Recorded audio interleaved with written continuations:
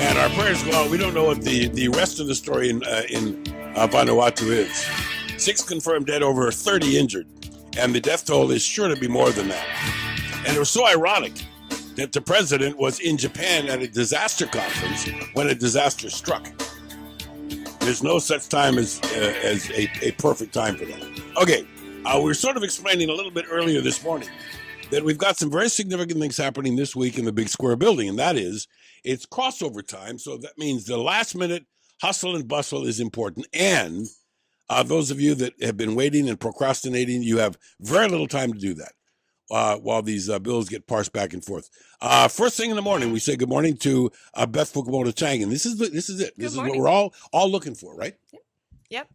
Okay, before I get into some specific things, I do want to reflect back to a piece I saw on you over the weekend, where you voted with reservations about the marijuana dispensaries, the medical marijuana dispensaries. And I was particularly interested if you could maybe explain to this audience who may or may not have seen that in the districts like yours, there's reason to look at each one of these things as it applies to you. And you talked about one little girl that gave you a big dose of reality about this subject. Oh gosh, I wonder which piece was this? Now I'm curious. This was a little girl who needs the oil. Oh yes, oil. I know. I definitely know about the little girl. Yeah. I guess I didn't see the news piece. So basically what it is a couple years ago, this little girl, her name is MJ. Her mom came to my office, and that's quite a coincidence when her name is MJ and she wants legal MJ, right? I know. I saw that and thought, what an ironic name. Yeah. But she is currently on marijuana oil. She has a seizure syndrome that basically causes her to have seizures uncontrollably. No seizure medicine has worked, and her mom grows the marijuana in their backyard. Her mom spent a year and then has to know how to process it into oil, right? Yeah, so it's not like she's smoking it. She's a little kid. She's not smoking it. Yeah. So the leaves or whatever don't help her. She has to be able to convert it into oil, which means that the number of plants that the state allows her to grow are not really high enough to create the oil. Here's the thing that I'd like you to talk about for a minute, Beth, because I know that you are very, family oriented, that you are opposed to the legalization of marijuana. Yes. And yet you voted with reservations on this, because when you see somebody that there really is no alternative, or at least no viable, visible one, it makes you wonder, doesn't it? Yeah, and that's what I try to do is I always ask my dad when it comes to these kinds of things, because my dad is, I think, a very good indicator of how the rest of my district feels. Conservative guy, very conservative, goes to church every Sunday. But when he and I talked about it, he said, well, if it's the only thing that's keeping this little girl alive, why couldn't she have it? Yeah. And, and same thing's true if somebody's dying of cancer, that people seem to feel like as long as it's not abused. And that's the problem, is that there are abuses in the system right now. And for me, that's why it's a reservations, I have concerns because I want to make sure we close a lot of loopholes. Yeah, me too. I am vehemently opposed to the legalization of it, because I don't care what anybody tells me. I still think it's a gateway drug. Right. It's a drug. It's mind altering. People say, well, what about alcohol? Same thing. Right. I cut way back on my own personal drinking. I never look to get, quote, happy anymore, because I'm happy without it. Right. But what I'm saying is that you get a dose of reality when you know this. Now, so I guess my main concern, and I'm wondering if your constituents and maybe some of your other fellow folks in the House are getting this. Hey, why does it have to be dispensaries that are sold at a franchise fee, creating the opportunity or maybe the need to sell to somebody that's questionable? Right. And so what basically happened since the beginning of the year, when we started out the year, I knew of this little girl's issue. So I had looked into potentially putting this into pharmacies, hospital pharmacies specifically. I thought that was the best thing to do, because the federal government is cracking down on marijuana use. Basically, what could happen is it would jeopardize any of the hospital's federal funding. So they wouldn't. And same thing with pharmacies. It could jeopardize pharmacy accreditation. Okay. Maybe people should understand this. Even though medical marijuana is legal in Hawaii and a number of other states. Right. Yeah. I think some like 30 of them. It's a lot, maybe more, maybe 40, maybe 48, whatever it is. But the Fed still trumps them. Correct. So what the Fed can do isn't this very, very similar to click it or ticket. Because when they do the seatbelt thing, they do it because if you're not in compliance with certain percentage of your drivers, then federal highway monies may be detained from you. In other words, it's Big Brother telling you what to do. Right, right. And the federal government, and I had indicated, maybe the federal government should just change the law. But when I started to look into that, or should just say, let's allow it in pharmacies. When I started to look into that, what happens is if the federal government moves before the state of Hawaii moves, we lose our chance at putting any regulations on it, right? The federal government would just reclassify the drug, say it's not, this top tier drug anymore, and then it blows everything wide open. So it'd be better for us and more conservative in a sense to be able to get the regulations done now. Aren't there many that are saying that for sure? I mean, hey, the sign of the times. We've seen a lot of core value things changed in the last decade. Yep. So what's to say that the marijuana issue isn't next? Right. And we know that our president would be in favor of changing it. Yeah. So, and that's not something that is going to have to go through Congress, I don't think. So. Oh, boy. Okay. More coming up, but right now it's 7:19. Mike Buck, all Honolulu, all the time. On AM 690, The Answer.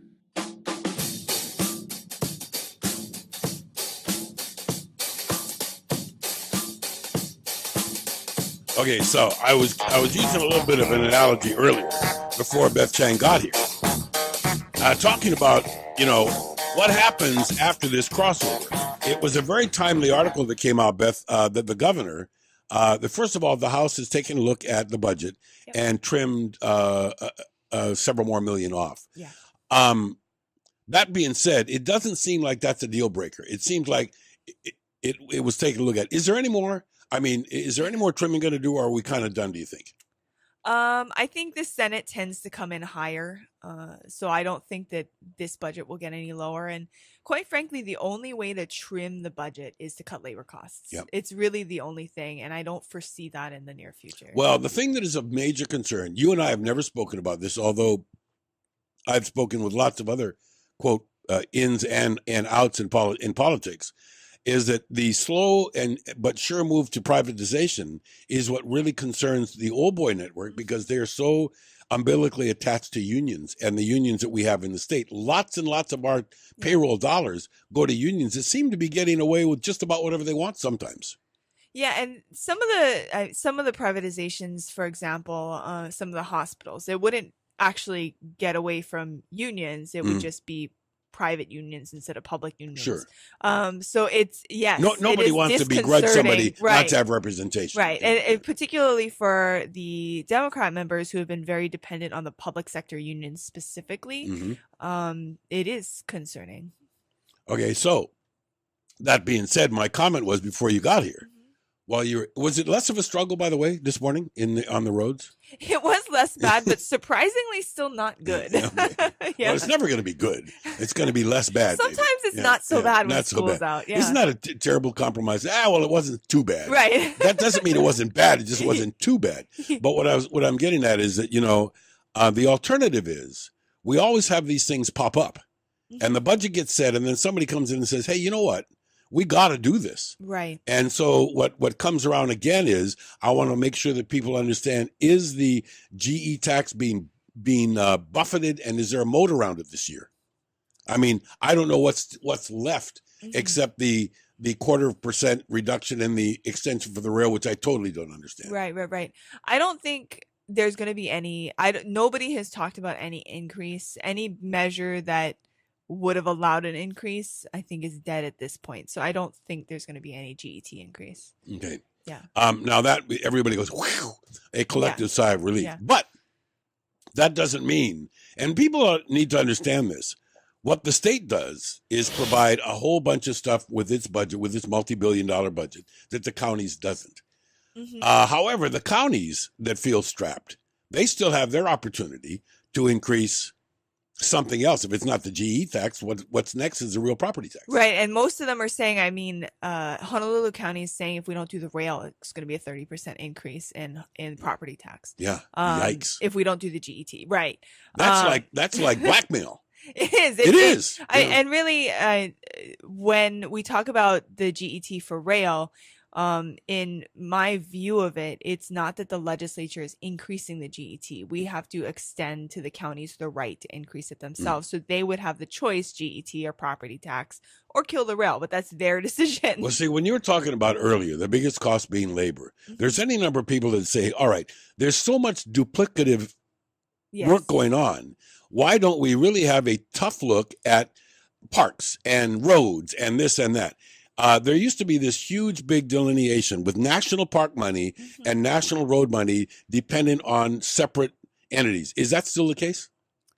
Yeah, well, we still rely on the federal government for a lot of stuff, including our road money. And now that we don't have any seniority in Congress, we're not always sure that we're going to get all that money. So we're having to come up with some of it on the state side. Whereas the county used to be able to take care of itself or with federal money, right? So the bottom line is, just every time you breathe this sigh of relief means that somebody else is trying to get you from somewhere else. We have this inability to cut spending, but I never take email when we're here together. But there's one that really looks to me, it needs to take a look at it. It says, please ask Beth about watching the spending rather than cutting it. This always comes up, and more auditors and all of this stuff. I met a little girl yesterday. My wife and I did. She was doing the quiet time at the Bishop Museum little room where kids could go in and take a rest, and she was reading them stories. Really nice. And she was in college in accounting, learning how to be an auditor. And you know what she told my wife? She said, I don't think I'm going to stay with this because people don't like auditors. You know? I mean, this is a college kid making this observation. It's true, isn't it? Yes. So everybody always says this. Look, we're already collecting enough money. We're just not policing the way it's handed out. Right. And I think, we definitely could free up spending. And I've always been in favor of, before we start talking huge, drastic cuts, because that always comes with some negatives, why don't we start auditing our funds first? And I think that's the place to start. I think with any family, that's what you do first, is start to just sit down and look at the budget. Where are we spending our money? And I think the state doesn't do that enough. Okay. I had this really good example. One guy said, look, let's say you got this family in housing, and they're cheating the system. They got extra kids they're getting paid for. They're getting extra this. They're getting extra that. They're living beyond the financial. They're not as impoverished as they would seem. Right. If you cut giving out them stuff, it would help the program. But the answer really is, wouldn't that person still need help somewhere else? I mean, so we're not really relieving them from the roles. But what about duplication? Yeah, and I think there are certain programs that we've looked at in the human services arena. One is called the Wraparound program that's been successful in other major cities, which essentially tries to create a whole package so that you don't have people gaming the system and going to multiple different places for the same benefits. Well, we have people that report to us that they go down to get benefits. And the person giving them out says, wait a minute, I think there might be something else here for you. Let's go look at this. I don't mind that. I don't mind that a lot of us are unaware of what we can do. So people that lose their job may not understand that all they have to do is go down there, jump through a few loops, and they can get some temporary help while they get reemployed. But what about the ones that are just saying, hey, you know what, don't even think about going to work. I'm going to show you how you don't ever have to go back to work. Right. These are state people. Hey, Beth Fukumoto Chang is in the house. When we come back, we're going to talk about some specific things that are coming up on this, what we call crossover week in the Hawaii State Legislature, where the House gives their stuff to the Senate and vice versa. That's coming up right after this 7:30 news report with Chaz on time. Good morning. Mike Buck, on AM 690. The Answer. More than friends. We're like a family. We're practically mishpucha. Oh, yeah. Everybody's happy. Everybody's going to be happy. Just talking to Beth Chang off the air about something kind of cool. With all of this stuff going on with the power company and the big merger or the big acquisition, we had, during the Lingle administration, I guess something that, not to politicize it, because it's really not political, but we woke up during the Lingle administration, didn't we, about what we really needed to mandate as far as our unbelievable dependence on fossil fuel in Hawaii. It looks like we're getting a few places. It looks like things are happening. It does. It does. And to be honest, I'm always very nervous when government mandates things like a renewable energy percentage or anything like that, but it's worked out pretty well. Yeah, the thing that I am worried about, and I hope you don't think that I was just setting you up with this question, but I kind of was, and that is, all right, we know that we need to do this, and we know that the best way to do this is to incentivize it. And irrespective of the PUC or whatever happens with regards to the power company in this merger, isn't it sort of going to be kind of up to government to find out who the real leaders are in each neighborhood by saying, who's going to step up? Okay, we'll help you by giving you some sort of a tax break or incentive or credit. Yeah. Continuing. I think we've probably run the course on tax credits at this point. One of the things that we have talked about is potentially providing tax credits for batteries if people want to get off the grid completely. The technology is not everybody agrees that the technology is fully there. So I think there are different new technologies that are going to come up that we're going to say, oh yeah, we should offer a tax credit for this. But really, I think solar is finally getting to the point where it's more cost efficient. In the beginning, when we first started the mandate, we really needed those tax credits because otherwise it was too expensive. Yeah, by the way, that's a great point that Beth brings up. And don't be confused about solar and hot water, because what we're talking about is the huge acceptance of solar hot water gives you an indication that people in Hawaii are smart because they want to save money. Right. But the photovoltaics is a totally different thing. You don't need HECO's permission to put up a solar hot water system. Correct. Yeah, but it will drastically reduce your bill. I just, I was telling you off the air, we just started a new show this last weekend with Revolution. And I've learned, being down there as many times as I had, that there are so many things in that field that people just don't know about. I'm wondering how maybe some things will get the nod. Maybe you're talking about tax credits being over. The batteries might solve that. But what about if a guy says, well, I will use so much less electricity if I put in a whole house fan and turn it on before I go home, et cetera, et cetera. What about that kind of help? I think the problem that we're actually at right now is that HECO has not been allowing a lot of people to get on their system. So all the tax credits in the world don't help you if you can afford to get your system on and then you can't hook it up, right? And I think because the legislature, I honestly think the legislature might have been too aggressive in terms of tax credits, knowing that HECO wasn't going to be able to provide this space on the grid. Yeah, see, that's sad. There's another point too, and people have brought this up, and I don't know if you agree or if there's any talk downtown about it, but the way these credits were adjudicated in the very beginning left room for people to game the system. And some companies that are no longer even here came in and promised the moon of credits, and you don't put this all in at once. You put 5 of them in a year. You do this, you do that. In other words, you get 5 tax credits in that one, and that was just it was dishonest. Right. And the people that were ahead of the game that maybe understood how to save money on it, understood how to get the tax credits and make sure they could afford it, were able to get tons of systems on their roofs. And now there are a lot of people that can't get anything because HECO won't let any more on. And HECO's starting to move. I think that's something that PUC has done well, is force them to start hooking people back up. But we're going to run into this problem where there's only so much space on the grid. You know what, though? And I took this question and I really didn't have an answer. And I'm sure this has come up down in the big square building. That is the company saying, look, for all these years, we've been providing everybody energy. Our prices are regulated. Our profit is regulated. We're not gouging. We're just existing. And now you come along and tell us that we have to do this and have to do that. Virtually, we have to sell less electricity is what you're telling us. And then what are we going to do? We're going to have to charge more. How are we going to charge more if you don't let us do what we got to do? Right. And it's a dilemma. Because the legislature or because government supposedly regulates HECO, and I think to some extent we do regulate it, people feel like, or some people will say that there isn't price gouging going on. But if you look at HECO and you look at the salaries that people are making and the costs that continue to rise, most average people in the public do feel like there's something wrong with that company. Yeah. So I don't know. I can understand that. What about the same thing comes out when you have the papers publish how much bank officers make or how much home improvement officers make when they make these, when people are struggling on 50 or 60 grand a year and they find their neighbors making $3 million. I think we felt like we were probably bailing out banks, which we did in the past. I think that was when I felt really frustrated by how much bank people were making when we were actually doing government bailouts.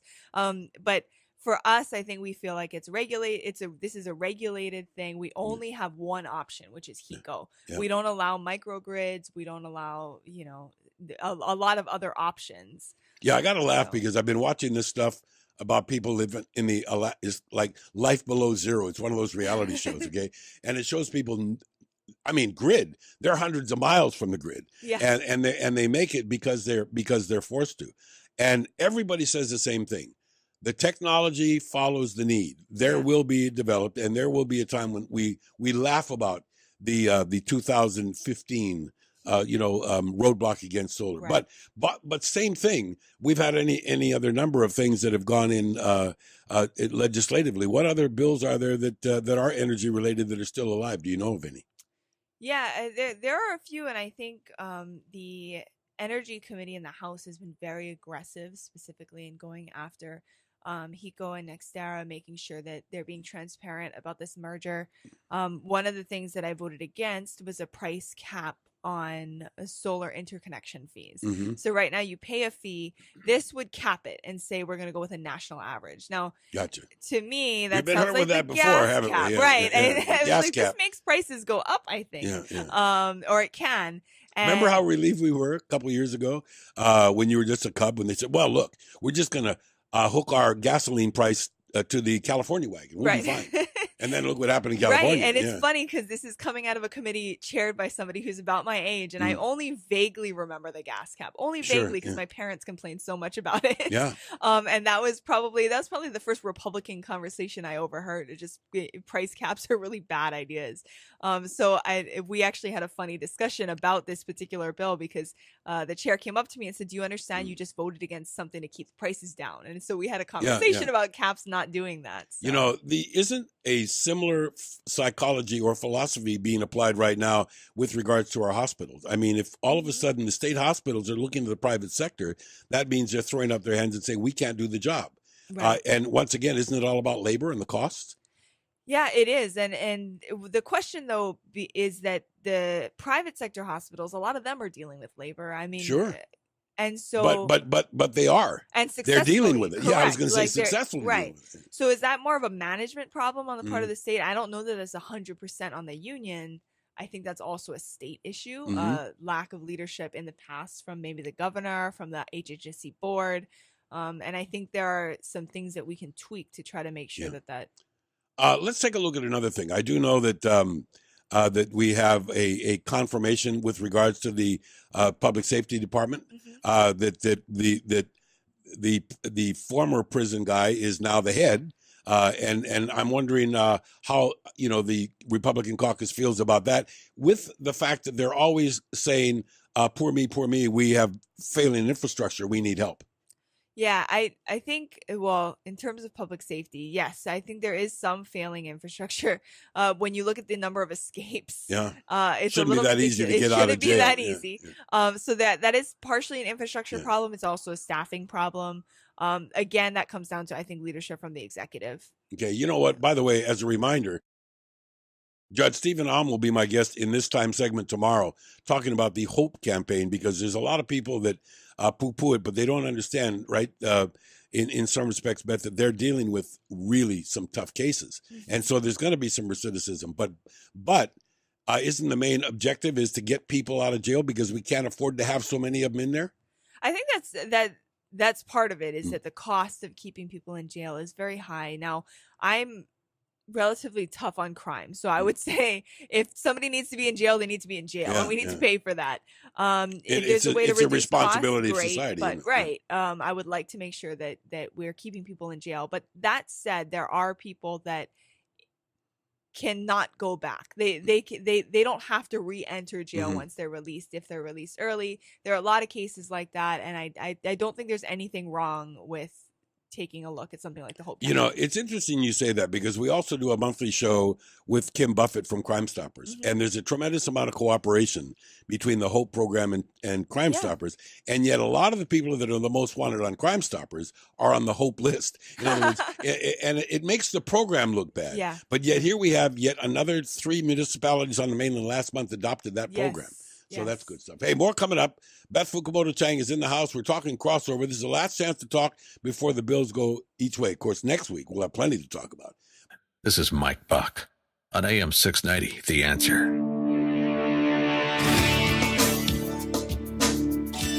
Oh, boy. How high can the water get? Well, it can get pretty high. We need to explain what's going on. If you've been following bills, and I must tell you, this year I've been much more in touch with the things that I'm keeping an eye on because it's a lot easier than it used to be. So kudos to Governor Abercrombie a while ago, and certainly now to Governor Ige and past administrations. I think it started with Governor Lingle. Is that we really do have a pretty user-friendly place where people that are interested, Beth, can go look at things. Yeah, I think if you know what you're looking for, it's key. easy to find. And that's the difference, right? I think the next step for us is to try to get it out for people that aren't quite looking. Yeah, if you have the bill number, you're in. Very easy to find. Very easy. Yes. But if a bill pertaining to, that can get pretty confusing. Yeah. Okay, I think people need to have a reminder what this big crossover is. It's not a party this week.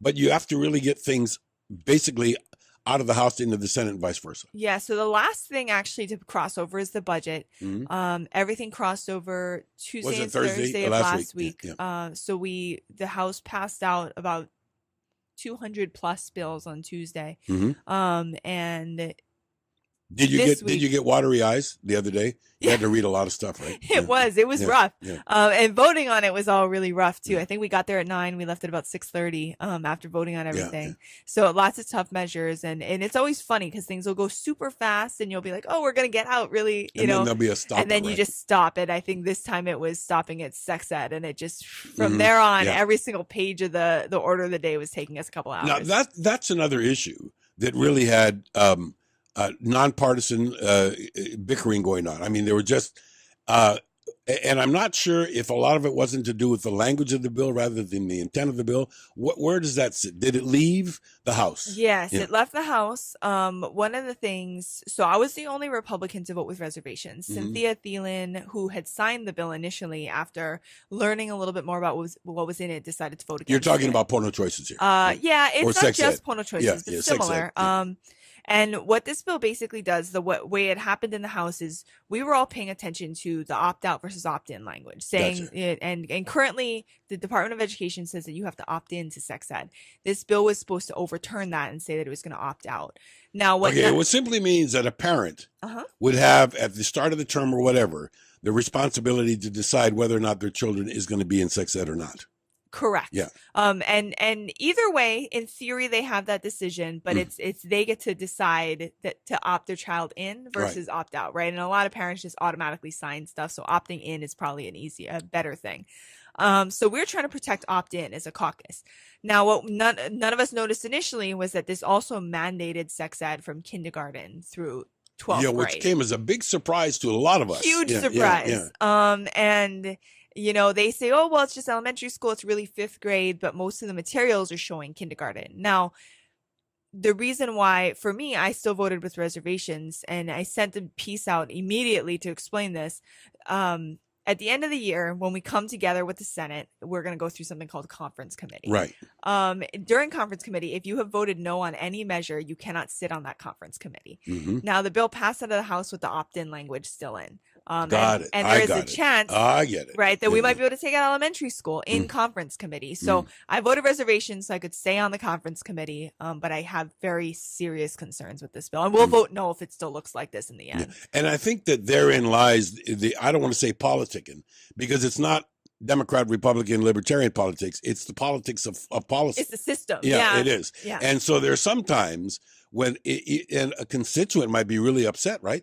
Yeah. Hey, wait a minute. I thought you said this and you voted for it. Yeah. And I've gotten a couple emails I like bet. that. Yeah. And I've had to, and a couple people who have said, like, you're lying. This is not true. You're just, a liberal Democrat secretly, which I always enjoy because I feel like. Rhino, they're calling it. Right. Rhino. Well, Republican in name only. Yes. Right? And this was a very, I got one that was quite funny. It said, you're trying to sell out our values. There are a lot of easier ways to sell out your values than for me to be a Republican. But one of the things that through that process I've actually been able to explain to people is conference committee, that the House has certain rules that we all agree to live by. And Sure. who determines those rules? The Democrat majority. And one of their rules is that you have to vote yes in order to be on that committee in the end. Okay, well, I know it's only, quote, halftime Yeah. going here, but in the early part of when we first started getting together this year, we talked about the reality of a real minority being able to work with the majority. Right. And you were optimistic and looking optimistically towards getting into some of this stuff. It looks to me like a lot of what we've been talking about are non-partisan issues, that they're just common sense, Yeah. good for Hawaii or not good for Right. Hawaii. But there are some that are pretty much down the line politics-wise. And there are a lot of people who want to know what's going to happen in 2016. How can we get closer to a real debate in some of these contentious issues? What do you think?